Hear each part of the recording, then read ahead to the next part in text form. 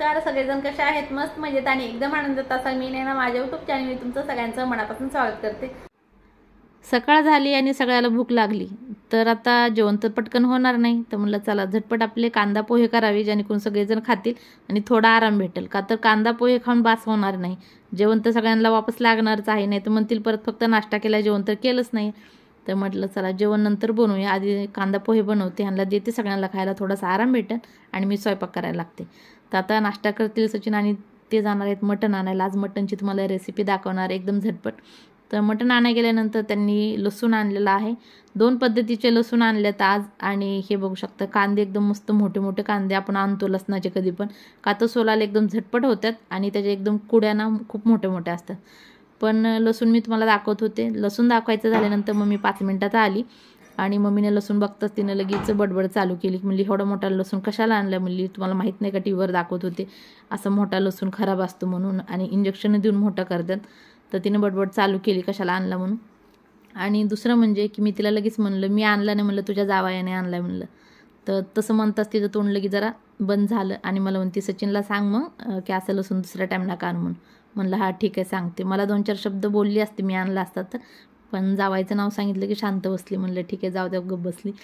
पण लसणाचे कांदे बघू शकता एकदम मोठे मोठे होते आणि हा दुसरा म्हणजे वेगळे वेगळे लसूण आहेत, पण हे माशानं मला लय परेशान करत होते. आणि लसणाबरोबरच मग मटण वगैरे आणलं होतं, अद्रक कोथिंबीर आणि मसालासुद्धा आणलेला एक नवीन, ते तुम्हाला नंतर दाखवून मटणामध्ये टाकताना. तर ठीक आहे चला मग ते साईडला ठेवलं आणि इथं मटण व्यवस्थित साफ केलं. आता स्वच्छ 2-4 पाण्याने धुवून घेते आणि मटणाची झटपट आज रेसिपी दाखवणार आहे. पण इतकं चविष्ट मटण तयार होणार आहे. त्यात असं गडबड झाली की माझ्या फोनमधली जागा संपली तरीसुद्धा तुम्हाला रेसिपी तर दाखवणारच आहे. पण स्नेहाच्या फोनमध्ये शूट करणार आहे व्हिडिओ आज, का तर जरा वेळ नाही माझ्याकडे जागा रिकामी करण्यासाठी, बरंचसं मला व्हिडिओ त्यातले उडवावं लागते. तर इथं स्वच्छ मटण धुवून घेते आणि लगेच मटण शिजायला टाकते. तर शिजायला टाकायच्या आधी मस्तपैकी धुवून घेतलं मटण कधी बरेच जण मी तुम्हाला सांगितलेलं आहे बऱ्याच व्हिडिओमध्ये की मटण बरेच जण धुवत नाहीत का तर चव जाते म्हणून. तर मटणाची चव वगैरे काय जात नाही. मटण तोडताना वगैरे खाली पडतं कधी, त्याला लाकडाचा भुसा वगैरे लागतो लाकडावर तोडल्यानंतर. तर मटण कधी पण स्वच्छ साफ करून स्वच्छ धुवून घेत जा, शिवाय त्याला एक केस वगैरे सुद्धा असतात, तर ते सुद्धा काळजीपूर्वक करत जा. तर स्वच्छ धुवून घेतलं आणि त्याला लगेच बनवायला सुरुवात केलेली. मस्तपैकी असं कुकरमध्ये तेल टाकलेलं आहे आणि मटण बनवताना मी तेल कोणतं वापरते त्याचासुद्धा मी एक व्हिडिओ काल टाकलेला आहे, काल परवा टाकलेला आहे. जर बघितलं नसेल तर नक्की बघा. ते तेल एकदम मस्तपैकी आहे मटणाला. नॉनव्हेज असो किंवा व्हेज सगळे आपण त्याच्यामध्ये भाज्या बनवू शकतो. एकदम मस्त चविष्ट आणि पौष्टिक असं तेल आहे ते. तर अद्रक लसूण आणि कोथिंबीरची पेस्ट टाकली. आता कांदा परतून झाल्यावर तीसुद्धा व्यवस्थित हलवून घ्यायची, थोडंसं त्याचं कच्चं पण निघलं पाहिजे. व्यवस्थित परतून घेतल्यानंतर त्याच्यामध्ये टमाटे टाकायचं आहे, टमाट्याच्या बिया काढून टमाटे टाकायचं आहे. नंतर चवीनुसार मीठ टाकायचं आहे आणि थोडीशी हळद टाकायची. बाकी बघितले काही मसाले नाहीत, एकदम मस्त साधं सिंपल प्लेन एकदम चविष्ट असं सूप बनवायचं आहे आपल्याला. आणि जर तुम्ही कधी बनवलं नसेल ना तर एकदा नक्की ट्राय करा, तुम्हाला नक्कीच आवडेल आणि सगळेसुद्धा घरचे खुश होतील पिऊन. गरमागरम एकदम मस्तपैकी मटणाचं सूप, शिवाय आता पावसामध्ये असं सूप पिल्यानंतर ना मस्तसुद्धा वाटणारच आहे. ठीक आहे. तर टमाटर थोडंसं व्यवस्थित शिजल्यानंतर त्याच्यामध्ये टाकायचं आहे मटण टाकून व्यवस्थित हलवायचं आहे. आणि खूप जास्त मटणाला आपल्याला एकदम गाळ करायचं नाही, नाहीतर काय होतं बऱ्याच वेळा आपण शिट्ट्या किती झाल्या ते विसरून जातो आणि मटण खूप जास्त हलवलं तरी त्याचे तुकडे होतात. असं करायला नको. तर व्यवस्थित मटण शिजलं पाहिजे. माझंसुद्धा 1-2दा तसंच झालेलं आहे. शिट्ट्या किती झाल्या ते लक्षच नाही दिलं आणि मटण खूप जास्त गाळ झालं शिजून. तर तसं न होता व्यवस्थित मटण शिजवायचं आहे. तर मी 2 मिनटं व्यवस्थित परतून घेते मटणाला फास्ट गॅसवरती आणि झाकण लावून कमी गॅसवर एक शिट्टी करणार आहे आणि लगेच मटण बंद करणार आहे. म्हणजे कुकर बंद करणार आहे, मटण नाही कुकर बंद करणार आहे. आणि नंतर तुम्हाला दाखवते मटणाचं सूप कसं झालेलं आहे ते. ठीक आहे. तर एका गॅसवरती मटण शिजायला टाकले, एका साईडला भात शिजायला टाकला. आता दोन्ही शिजतंय तोपर्यंत थोडेसे भांडे ते घासायचे होते, पण म्हटलं नको जेवण झाल्यानंतरच घासते, का तर खूप जास्त असे भांडे नाही, थोडेसेच आहेत. तर सगळे एकदाच भांडे घासते जेवण झाल्यानंतर. आता भाताची एक शिट्टी झाली म्हणजे कुकरची एक शिट्टी झाली की 2-4 भाकरी करायच्या म्हणजे जेवण तयार होते. पण मटणाचं कालवण कसं बनवते ते तुम्हाला दाखवणार आहे. ठीक आहे. तर कुकरमध्ये जरासुद्धा पाणी टाकलं नव्हतं मटण शिजवताना. आता एक शिट्टी झालेली आहे कमी गॅसवर आणि मी गॅस बंद केला, थोडीशी कुकरची हवा काढली आणि आता एका हातात फोन पकडला, एका हाताने कुकर खोलण्याचं काम चालू आहे, झाकण खोलण्याचं काम चालू आहे माझं. तर हे बघा झाकण खोलल्या बघू शकता मटणाचं सूप मस्तपैकी असं तयार झालेलं आहे. आणि तुम्हाला आणखी एक सूप वरतून एक सांगते, ते म्हणजे की आमच्या इकडं ना मटन सूप, चिकन सूप, पाया सूप, खेकडा सूप पिण्यासाठी लोकांची खूप जास्त अशी गर्दी असते आणि महागसुद्धा भेटतं.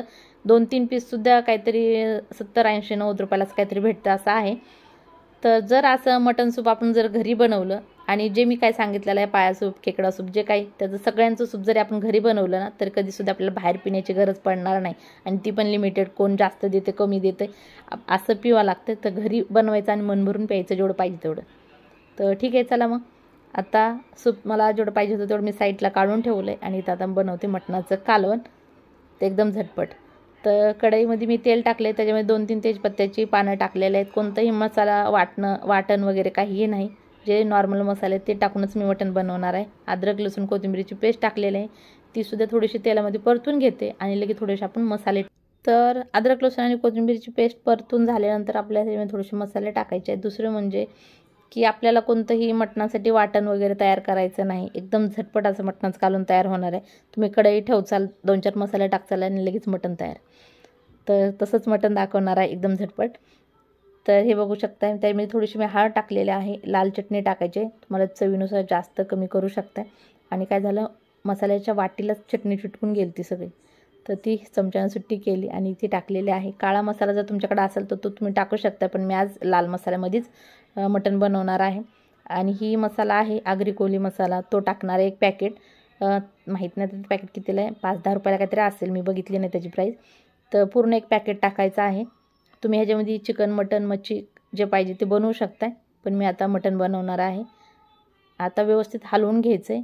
आणि जर तुमच्याकडे हा मसाला नसेल आणि जर भेटत नसेल, सगळीकडे तर भेटत असेल बहुतेक, जर भेटत नसेल तर तुम्ही काय करा, जो घरी गरम मसाला तुम्ही वापरताय ना तो 1-2 चमचे टाका, तरीसुद्धा मटण तेवढं चविष्ट बनणार आहे.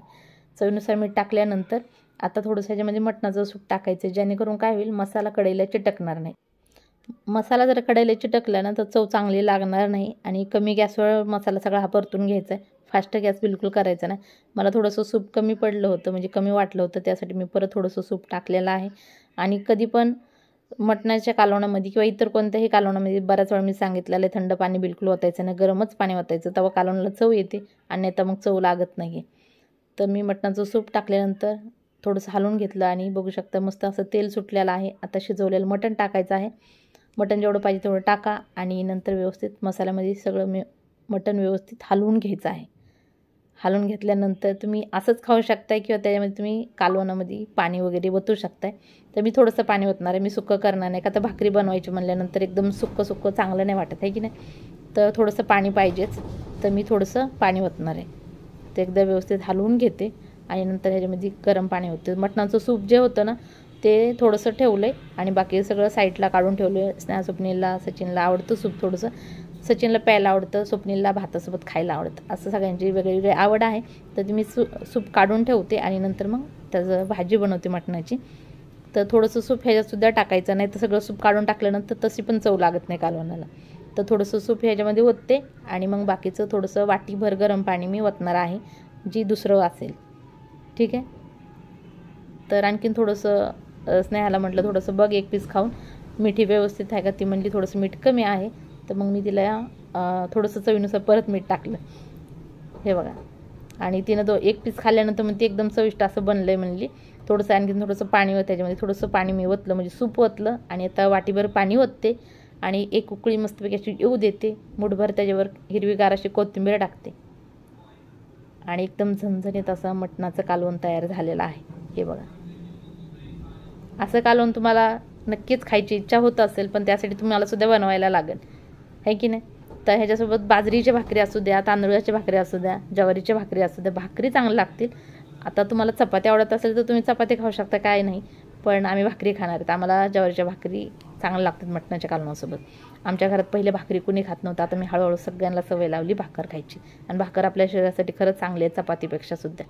तर हे बघा, तर सगळेजण जेवायला बसल्यात आणि सगळ्यांना सांगितलं आहे भात खायच्या आधी सगळ्यांनी अर्धी भाकर खायची आहे.